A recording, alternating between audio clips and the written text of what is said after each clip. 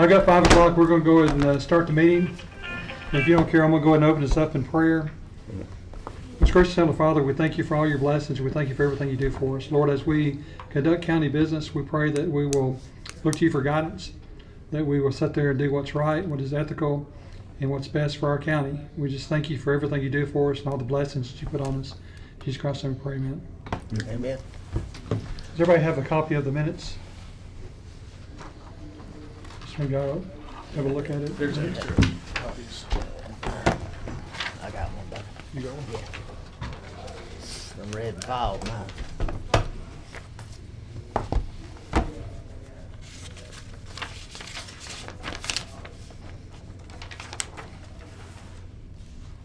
I hate that phrase. I like the straightforwardness. I just don't like to hear it when it pertains to something I'm involved in the hope.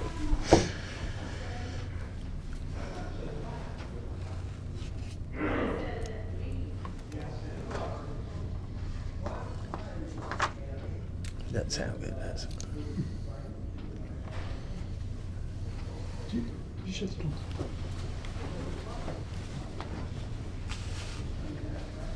If you have a chance, I entertain a motion. Motion to approve. Second? I'll second that. You good? All in favor? Any opposed? Okay, it passes. Turn it over to you, sir. All right. A lot of times I'll print out the audit report. I think one year I printed out the whole thing. Sometimes I'll print out select pages. Neither this year. This is 330 pages of the absolute most riveting reading you'll ever do. And I know if I had printed it out, you would have rushed right home, and this would have been the first thing you did. I was teasing the auditors earlier today that basically the whole point of doing an audit is to get to this thing right here, this independent auditor's report. And we kind of almost fail to mention it when we get here. Talks about what their responsibilities are, what our responsibilities are, and somewhere in here there's actually an opinion paragraph, which I'm hoping to get to here shortly. Nope, I missed it.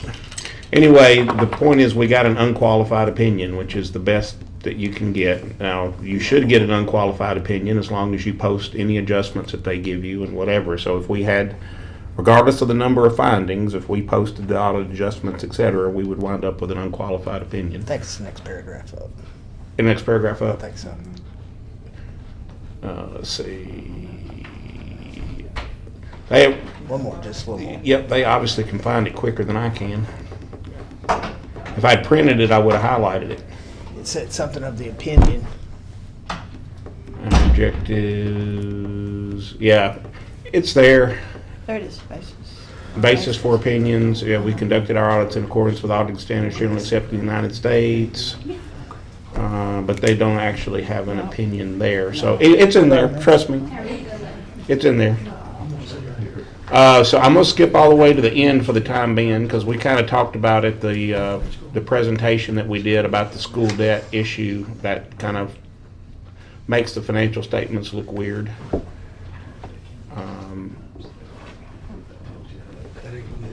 We're going to the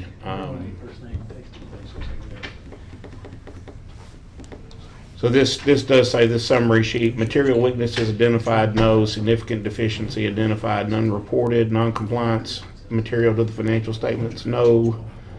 And then we get down to the one finding that we have, and I'll turn it over to the school department on the finding. We did have finding, and you can see what it is, and it's where we transferred some money without board or county commission approval. Do have Michael Smith, he was willing to come back and explain for us tonight exactly what took place. I want you to have not just what I said, but it was his department, he was over it. And Michael, would you? Yeah, so let me give you a little background on this. What this finding is here is, and let me give you a little backstory. So the school system got a large influx of money over the since 2020, really since COVID. Just like the county got your version of ARPA money, we got our version, it was called ESSER. On top of that, We had to host summer school over the last several years. So there's a lot of stuff going on in the summer that used to not go on. So back in May of 2021, we passed a resolution that actually came to County Commission and passed unanimously by both to transfer cash, not expenditures or anything, cash, into our federal projects fund, Fund 142. That fund is strictly reimbursement based. We spend the money, the state gives it back to us. So we transferred, I believe it was $1.5 million or $2 million. I have it right here. And I'll get to the point of what I'm trying to say here in a second. But ultimately we transferred, I don't have it written here, about $1.5 million. This is $1.5 million. Yeah. No. This is I'm saying we originally, back in May of 2021, transferred money, not including this. I'm going to get into this. We thought that would be enough cash flow. And generally it was for most of the year. So coming up on summer, so about May and June of 2022, we're ordering stuff for next school year to get here. So I'm going to give you an example. We were trying to, part of ESSER money, we were trying to update technology at some of the schools. So let's take specifically, we ordered 70 or 80 of interactive displays for one of the schools was Mount Juliet Middle School, trying to get that school up to par, especially because that school has double the number of kids it normally has. So all that being said is we're paying for salaries, County 142. We're paying for things like those large orders of $400,000, $600,000 worth of displays. And so we ordered them thinking, they told us, oh, they're gonna be here for 6 or 8 weeks. And I'm giving an example because this is compounded. So we get to the end of June 20th, June 21st. We bought all this stuff thinking, okay, we're submitting reimbursements every 2 to 3 weeks to the state. So all of a sudden we get an influx of bills. And so we kind of have two options here. We pay these bills, or we don't pay them and wait until we have enough cash flow in the fund until we get reimbursements from the state and potentially incur late charges. And so generally what would happen is we would call a special called board meeting, get a transfer approved, which is what we did in May of 2021. However, we had 2 board members who were almost out of the country. They were in Alaska, I think. And then on top of that, we would have had to somehow get it a special called commission meeting, which is tough because at the same time we're trying to pass a budget.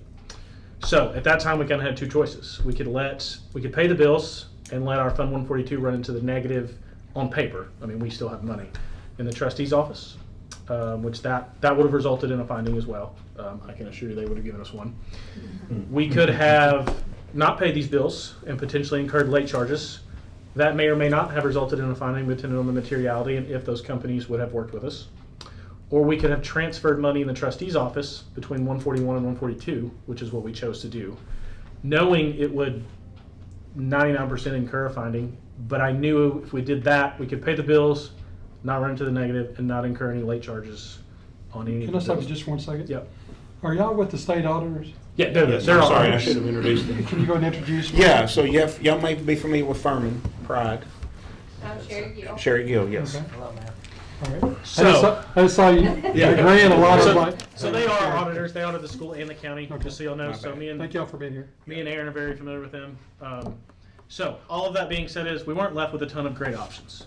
Now, in general, we were used to getting reimbursed pretty quickly from the state, within 7 to 10 days. However, the state got behind. So we didn't get our BEP payment until July. I believe it was 1 or 2 weeks into July we didn't get BEP, which is our big money. I mean, the state was late getting us reimbursements on grants. Not just, there's multiple grants. So when I say reimbursements, you're talking 15 to 20 grants in 142 that we're requesting reimbursement on at any given time. And that's salaries. We pay all of our Title I teachers are paid out of there. A lot of things are paid out of there. I'm just giving you an example of a large bill with those displays that we weren't expecting that bill in June. We were expecting that bill in July or August. We went ahead and ordered those in May to be able to get those in the schools by then. So kind of, could we have, in theory, you could say we could have planned better with expenditures. Hindsight, looking back, you always look back and see what you could have done differently. But based on what the vendor was telling us, they were coming in 6 to 8 weeks, sometimes 3 months.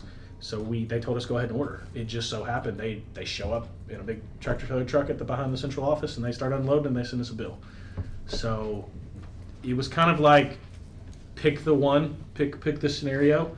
And to me the best scenario was it didn't cost. I'd rather take a finding than us pay a late bill and cost taxpayers money. I agree with that. So with that being said, I want to point out a couple things. We did not exceed appropriations. This is a balance sheet only entry, meaning we didn't touch, all of our expenditures were still approved by the state. So everything we bought out of 142, because if you notice, we don't have a finding on unapproved appropriations, we don't have a finding on unapproved expenditures. It is strictly, we didn't get prior approval for a transfer of cash between 141 and 142 in the trustee's office. The trustee didn't cut us a check for any of this. They're moving it essentially on paper between two funds for cash flow purposes. So with that, I will take any questions. I hope that made sense. It does. Is this something that you think it'll happen again, or is this? Let me say, this was a perfect storm. Like I said, in the perfect world, what we should have done is exactly what we did in May of 2021, which is we have enough time, we bring a resolution, and probably 90% of the time, this would never even happen in these circumstances. It just so happened, we're booking payroll, reimbursement expenses, we're expecting to get that back from the state. We're not expecting certain bills paid out of 142 until July or August, and all of a sudden they show up 2 weeks left in the fiscal year. And if this would have happened any other month, we would have had a board meeting, called it, passed on straight up here to the county commission. But again, it's happened in the last 2 weeks of June. It was like the perfect storm of everything coming together. Like I said, our only other option would have been, we could have tried to negotiate with the vendors, but at the end of the day, we ordered those. We ordered the materials, we booked that payroll, we had to make payroll, all of those things.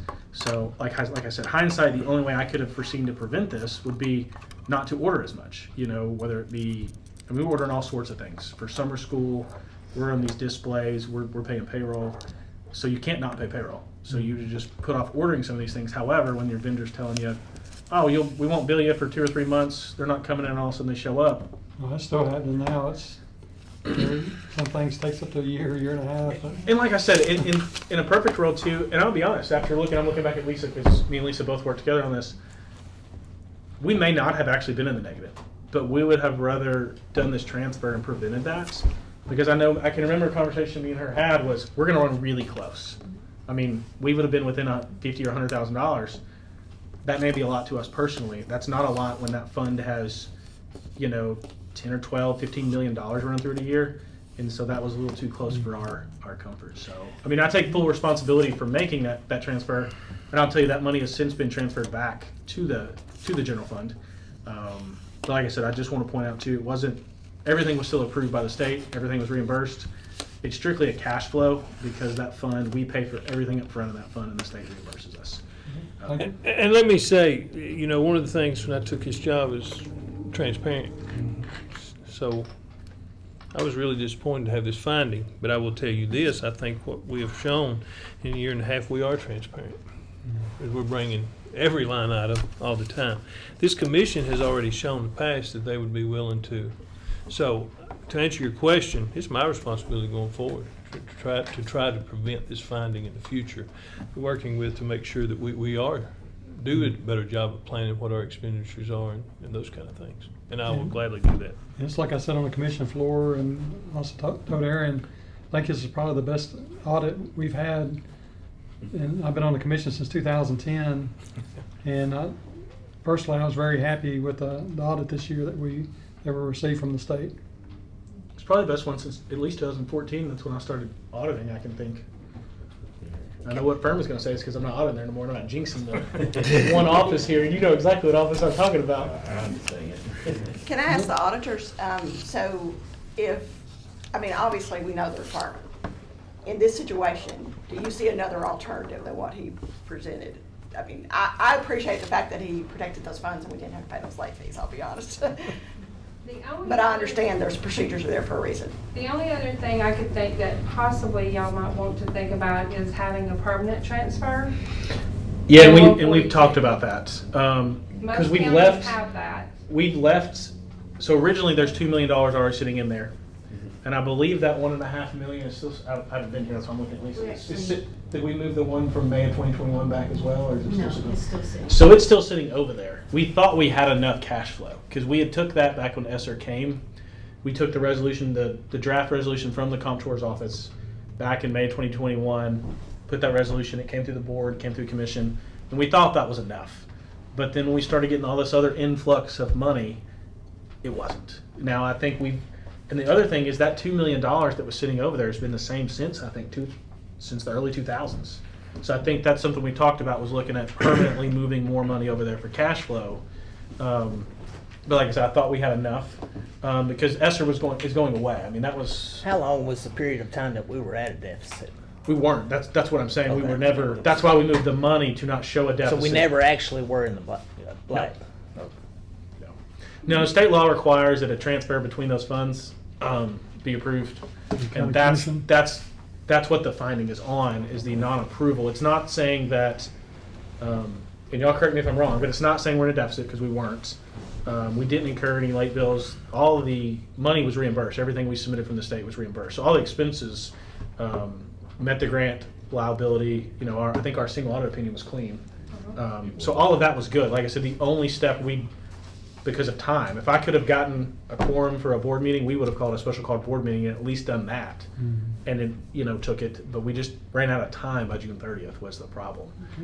Because we were gonna try to call, if you remember, special called board meeting for the budget in general at the end of June.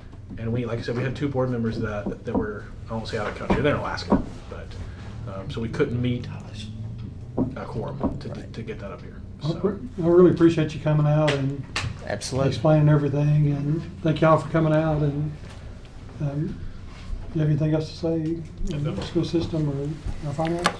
No, just, we appreciate Katie, Sherry and Furman, and we've had some new ones this year. I'm terrible with names. Branya makes fun of me.